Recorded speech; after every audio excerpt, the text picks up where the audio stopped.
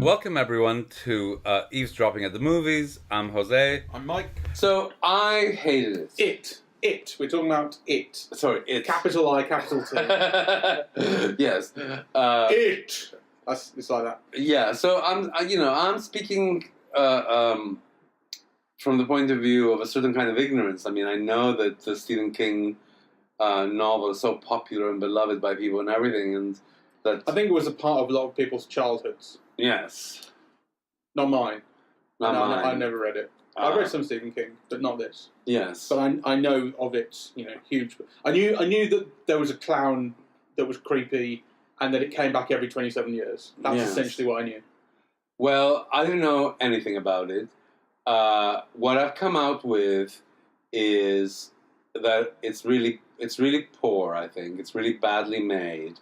It obviously has connections to those childhood coming-of-age films like Stranger Days and Stand By Me and E.T. in a way, I suppose, in some degree, and the television Strange Days. It's kind of, you have the horrors of childhood, or childhood seen through a lens of combating horrors and so on, is something that they all have in common. And of course, the clown figure, which I think actually is very well done. Pennywise. Yeah, is very creepy and frightening in life. So, that I think kind of is interesting in the film. But I thought it was very poorly acted, very badly staged, very obvious. Obvious in what way? Well, you could see very crude, right? So the mother of the kid who is taking placebos, right? Kind of, it's just too excessive to make her fat and to make her skin look like that, and I mean, it's just there's no subtlety to there's no subtlety. Design. And actually, I don't like the filmmaker's point of view on that class of people, really. Like, if you look, they're all meant to be like lower working class people or lower middle class people, and the way that their homes and their parents and their home life and so on is depicted, it's really kind of upsetting, really, And I thought all unnecessary, Is there an argument to be made that you're seeing this through the children's eyes, they're your perspective, and they hate this place? A few of them talk about leaving at points and say, we want to grow up and get out of here. Yes, but there's a way. It's true that running away from home is part of childhood. It's kind of it's something that many people feel at some point in their childhood, which is why it seems to me so unnecessary to make the father a child molester. The thing about the father being a child molester, obviously, it's essentially it's heavily implied, but it's clear. More, it's clear. I mean, it's clear. That led to, I think, some of the strongest characterization, to be honest, because there was actually something substantial to latch onto. And I think the girl who plays Beverly, she's very good. She is very good, and I think she plays it very well. And I was convinced by that drama, by that relationship between the two characters. I actually thought it was going to go the way of saying, because the thing about it, which is Pennywise the clown ultimately, but what it does is it transforms into what you fear the most. So you've got this Jewish kid who fears this creepy painting, and you've got the hypochondriac kid whose mother gives him all these placebos. He fears being ill and infected. And the girl, I thought was going to be that the girl. I thought it was almost going to be that the girl didn't. That the clown didn't affect her because she had something actually real in her life to fear, her father, which of course isn't the case. The clown does affect her, but what the clown ultimately does is turn into her father. Yes. But that was by far and away the best of all those relationships between Pennywise and the children. That was the best one. She was the best character. Well, I think she was the best character because she was the almost like the only actress. The children were almost Well, I was going to say uniformly poor, but that's not true. No, the fat kid I like. Yeah. So we're of And I one like mind the there. hypochondriac kid. I think. Oh, He's I got did not. No, he's got some nice little bits of attitude. Oh, I thought they were trying to make him into, like, him and the kid with the glasses. He's a dickhead. Yeah, I mean, yeah, but he does a lot of trying to be funny, and he's the character in the group who is always the one making the dirty jokes, which is totally a real guy. He's in everyone's group, but I think you are meant to actually find him funny, and he's just not. Well, I think exactly. Yeah. You're meant to find him funny, and he's not. Yeah. So, and I think there were a lot of things about the film like that. I mean, did you find it scary? I absolutely shit myself repeatedly. I was watching the whole film through my fingers. Did you not see? No. I can't stand it. And it's not... I thought you were just in excruciating pain from watching something so shit. No. I also liked it more than you did, but I wasn't incredibly taken by it. But the problem I have with it was very much like... I remember like 10 years ago, 15 years ago, when I saw Drag Me to Hell, the Sam Raimi film. Oh, that's really good. No, I don't like that at all. I love that. The problem I have with Drag Me to Hell... although I think that the plot, I think, is probably better. It's a while since I've seen it. But what I really don't like about it is that it's a ghost train, essentially. It's loud, and it rattles things at you, and things jump at you. And that's all that all is scary. Like, I don't, like, it brings out a fear response in me. But it's kind of, anyone can do that. Anyone can do it. But jump scares, essentially, what we're talking about, and very loud noises. And it does a lot of this as well. This film is full of that. And I think it's really basic film. Like, people sort of, I think, say sometimes that horror is, to a degree, it's a kind of pure filmmaking. Like, it's about, if you can pare things down and just use camera movements and editing and sound to create fear. But I think actually there's a side of it which is really easy, which is just ramping everything up and making things jump at you. That is technically scary. I was scared, but it's not like an enjoyable, honest version of being scared. Yes. I mean, I always think, if you want to make somebody cry, to make someone cry... See? Yeah, that's easy. I can do that. Yeah. So to make someone cry, to make someone scared is easy, right? And actually the way that this film scares you is easy. And the most effective scary moment for me was at the very beginning. Yes. Right? You put a child and you put a drain and and the child is going to die. And of course, like, when you're scared, you jump out of your seat, right? And actually, I thought that was wrong to do it that way. Because, once you do it that way... What, the jump scares or... I'm sorry, what was wrong? Using the child in this way. Okay. Because actually, none of the other scary elements were ever as scary, I switched off. You don't mean morally wrong. You just mean wrong because it set a standard that the rest of the film didn't live up to. But, yeah, and I don't mean morally wrong at all. Right. But I just thought that, so films, scary films, the way that, in a way, you judge them, it's also, how they're scary and what they're scary about, right? Yeah. And some of them could be quite crude. And some of them, like, I think Drag Me to Hell, for me in a way is very interesting because, the film was all about, kind of, what scared people in that film was like, financial ruin and, the after effects of the crisis and the losing of the home and, the social injustice in that. This film has none of that, right? It's just kind of clown kids, to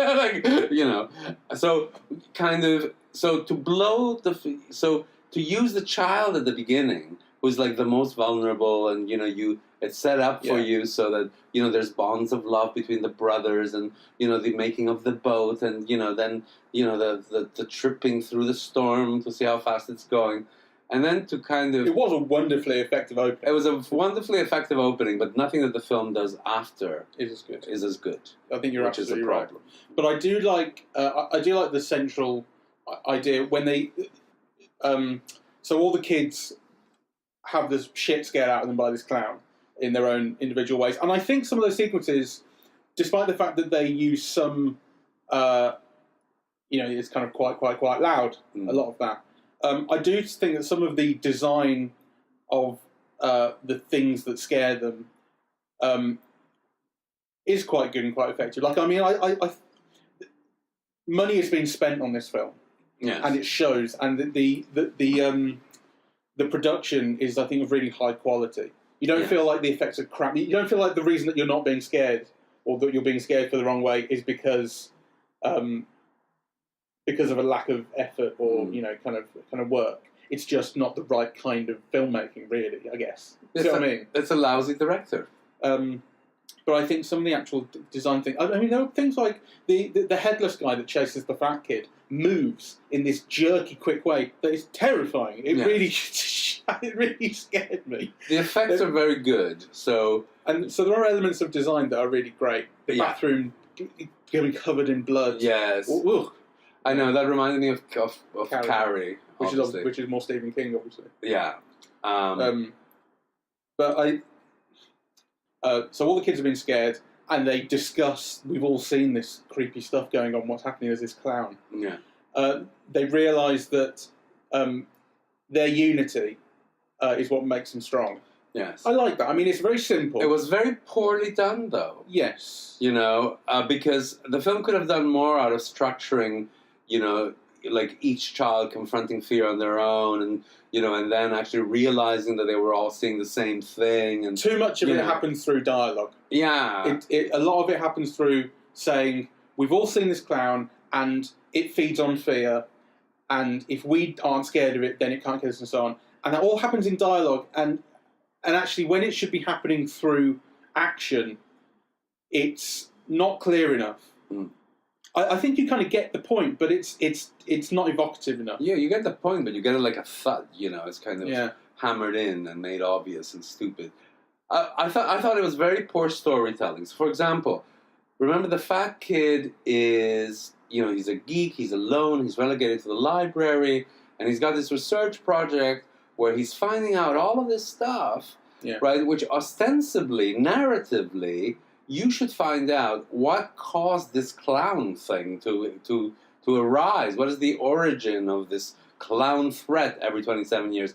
And the film never explains it, right? So it kind of invests all that time in kind of setting the grounds for an explanation, and it never delivers. Yeah. Then I think they said something about Indians probably moving in. It's always an Indian burial ground. I think it might be. I'm not sure. To blame for everything. I'm not just purely making it up. They certainly said something about that in the film when the kid's showing them his walls covered in all the research. But I don't know if I've heard that or not. They said anyway. It's not the point. They said but the point is that it should have been the point. We should know, right? You don't spend that much time setting up something in a film and have the audience come out with not having a clue as to what caused. I must say, I didn't care where the clown came from. I must say, if we find out in the second film, because there will be a second film, because this whole idea of this clown is it goes away after 27 years, and I know that the book takes place in these two timelines where one's set in the youth and one's set in adulthood. So there will be a second film set in the present, which I look forward to seeing. Yes. And that may explain where the clown comes from. But honestly, I don't really care. A lot of the time, when you have something, particularly something supernatural, explaining where it comes from is just, it could be anything, or it's a waste of time. It doesn't matter to me, really. But then if it doesn't matter, why spend... Because, I'm not invested.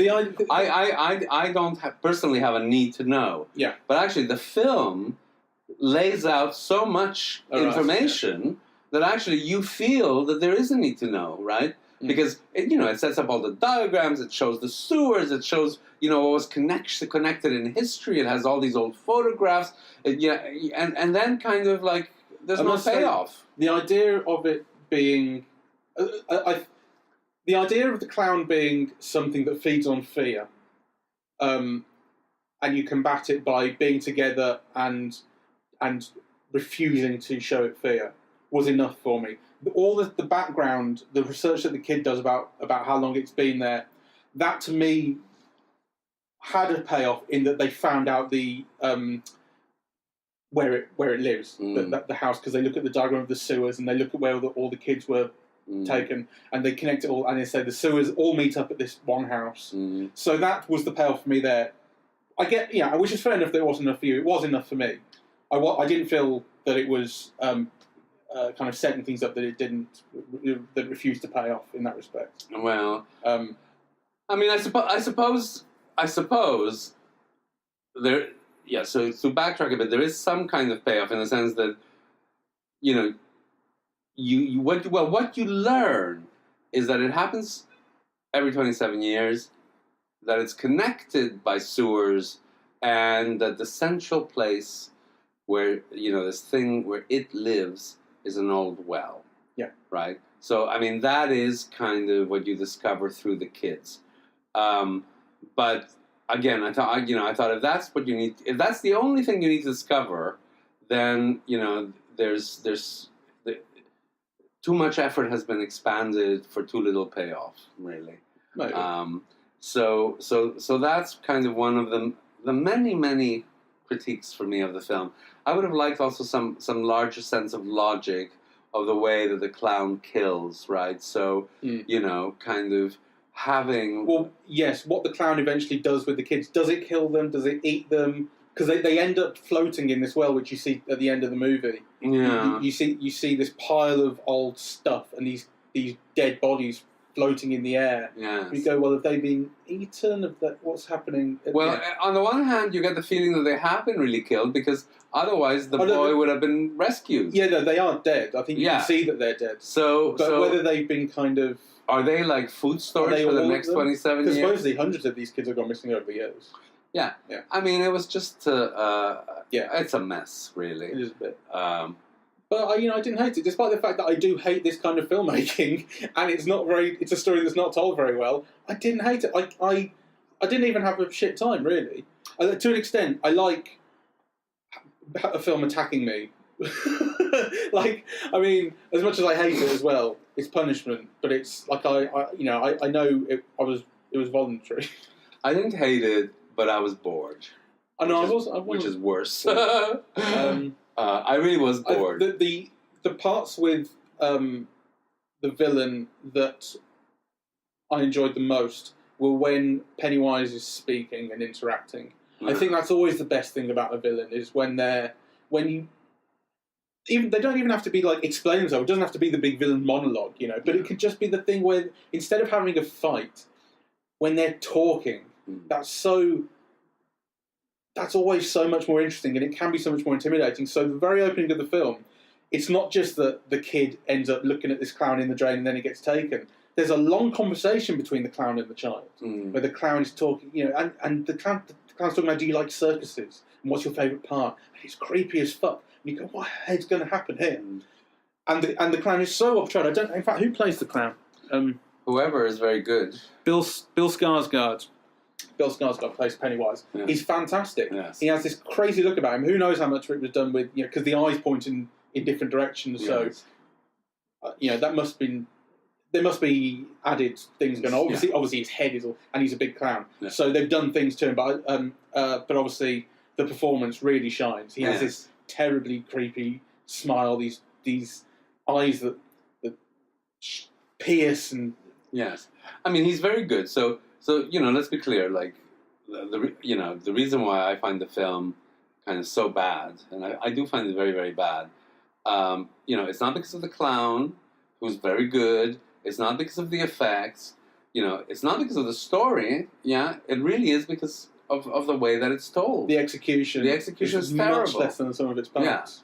Yeah. It is actually. You're right. And some things actually still don't make sense. Maybe you can explain them to me if you know. Like, for example, why, like, the parents, I thought, were all uniformly dreadfully conceived, really. So, the father of the first boy who says, ask me before you borrow something. There's all these parents who are different kinds of bad, right? So, the bullying teenager who kills his father, and you get the sense that there's some kind of abuse there as well.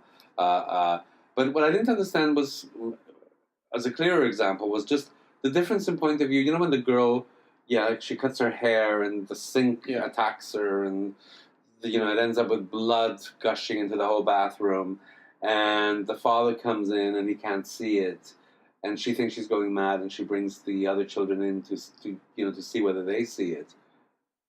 What is that about? My instinct there is that the dad isn't real, and the dad is a manifestation of Pennywise.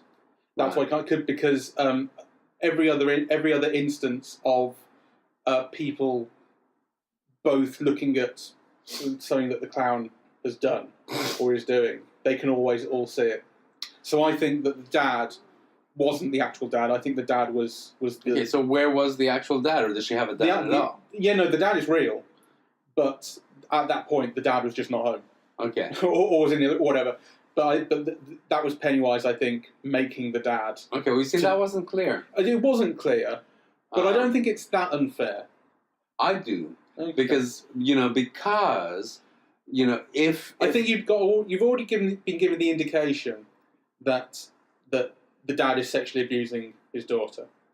That was the first time you meet the dad. But he says, "Are you still my little girl?"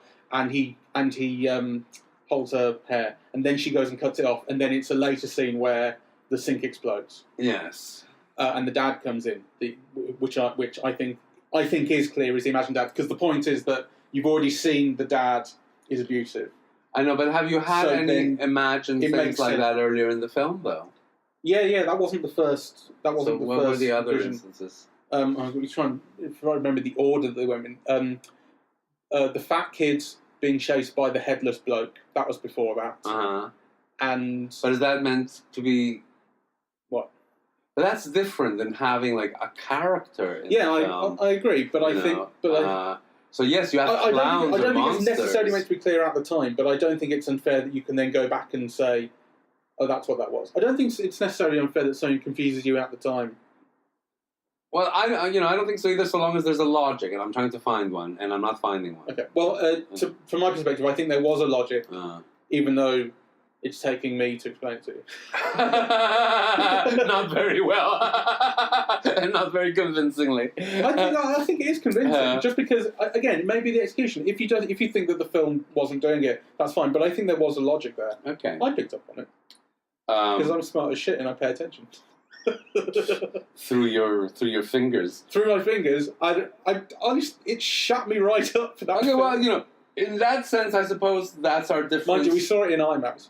Yeah. With LieMAX. So the sound was louder. You couldn't get away from the screen. It's too much. The Why did we do that? Sound. I'm so glad we didn't see it in 4DX. I would have hated that. Oh my goodness. Being joshed around in your chair with like rain on your head or something. I must say, I don't really, as much as I hate films like this, I also really like them, because where else are you gonna, be tortured like that without? At least you get to go home after. Well, I've changed my mind about horror films because I really didn't like them. I don't particularly like being scared, and I didn't enjoy them.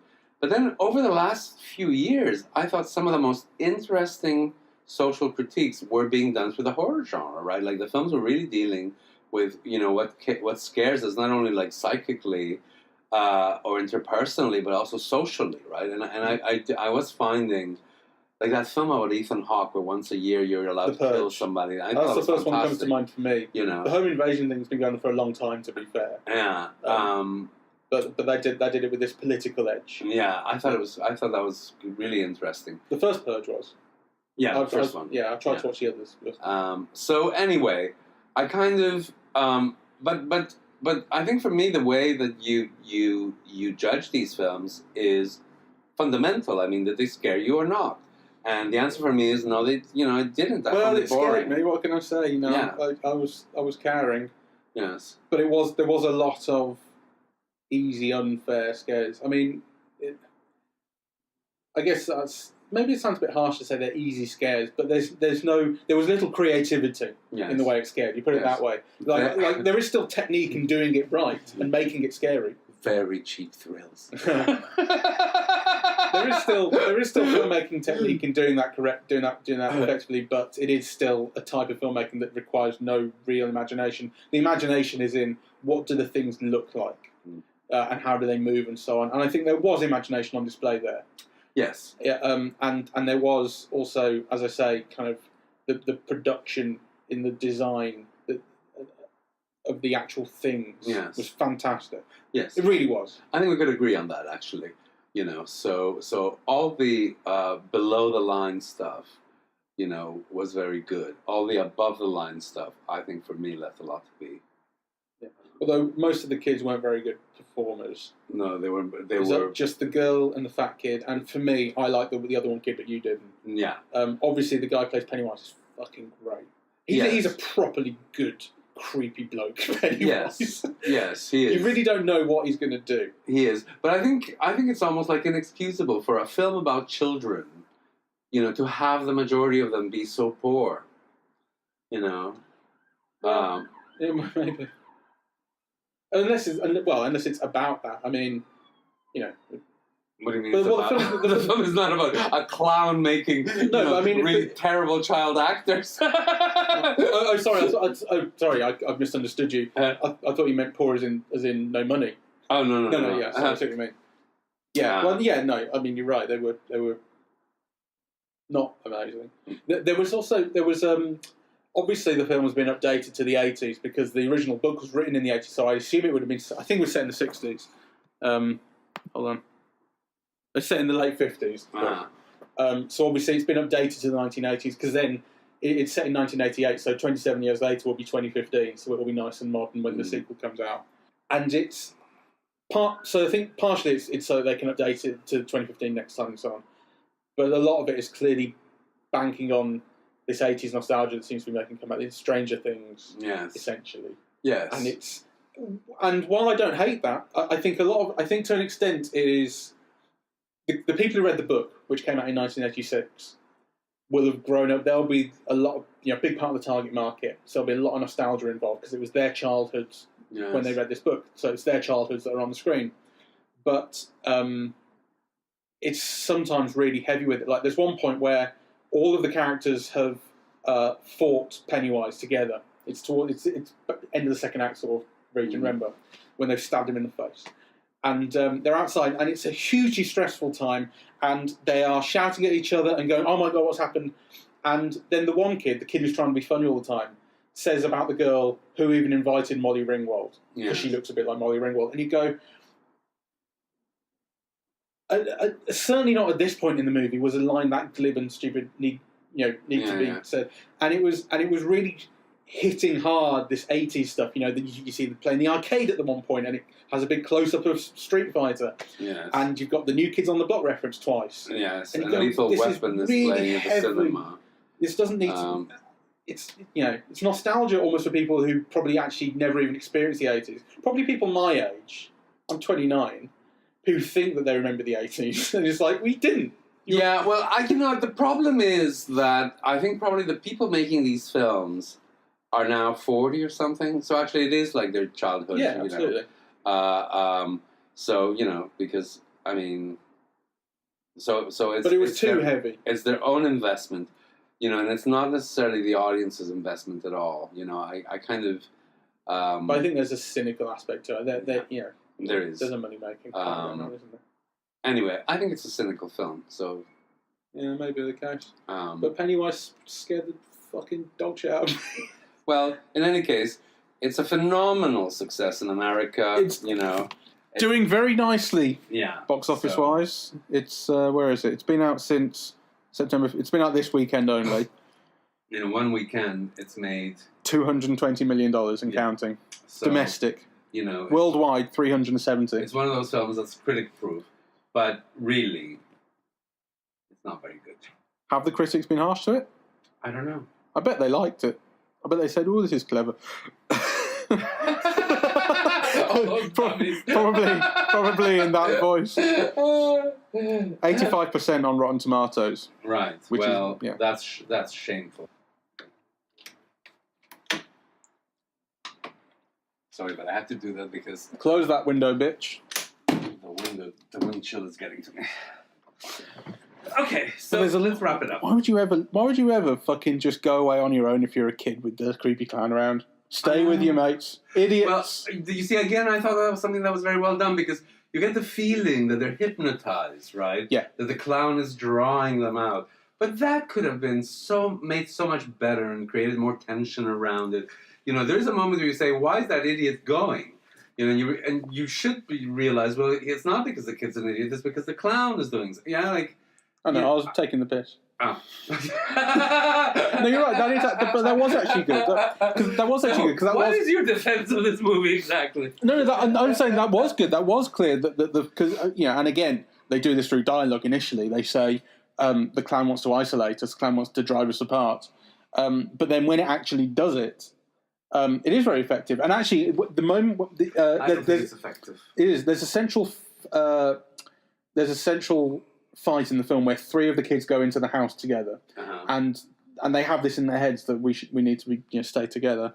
And not only does the clown draw them away by he lures the kid at the back, and then the other 2 walk off in front without noticing, and the kid gets drawn away. But then he slams the door on them. They're isolated by these 2 doors in different rooms, and I thought that was really nice. I didn't think so because the element of being the element of the clown controlling this, of drawing one back, right, and making the other 2 oblivious, that wasn't signaled, right? So eventually you realize that the child has been drawn out, right? But through what means, Well, that was clear. I thought that was clear to me. Well, it wasn't clear. To me. The one. So the 3 kids. So why didn't the 2 kids going forward look back? Or ask, well, then they should have, but they're not constantly checking they're all together. It's just that the one kid who's behind them they haven't noticed has gone, and by the time the kid's chasing them down, the door slams. And oh my god! See, to me that wasn't very effective. Okay. I think there should have. You could have created kind of tension around the situation from like the degrees of knowledge of to what the extent to which the clown was controlling it, or to the extent that the children were being careless amongst themselves. And whereas I would agree with you that eventually you see how the clown is controlling the child at the back. Why the children at the front are unaware when they've agreed to remain all together. Are they being hypnotized as well? Are they being played with? Are they just oblivious? Right? Like kind of you could have done stuff with that really.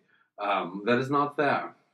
Yeah, I don't know why the girl goes after the stammering kid when it's the fat kid who is in love with her. Clearly, sends her the letter, or writes her the anonymous note that then she discloses. No, that's done. I mean, well, it's not done. Clearly, they're meant to be together. I'm only saying this because I was that fat kid. Yeah, well, you were out of luck, baby. Because that's the reason why they don't end up together. Because the other one might have a stutter, but he's taller and cuter, and not only that. And better matched physically with her. Oh, well, yeah, but that's always your way, isn't it? But you're such a body fascist. They also have a history, right? Yes, because the guy with the stutter was the first boy who'd ever kissed her in that play that they did. Yeah, right. So it's like But I think the fat kid needs to get out of luck. Fat kid needs to get a look in. Also, why is the fat kid scared of a headless man when clearly he should be scared of cholesterol? Well, a lesson to us all. Did you see the tits on that kid? Couldn't take my eyes off them. There's a bit where they're all topless, and this is in IMAX as well. You're erasing all of this. No, that stays in. I'm going to post anyway, let's wrap it up. Yeah, I think we have enough material.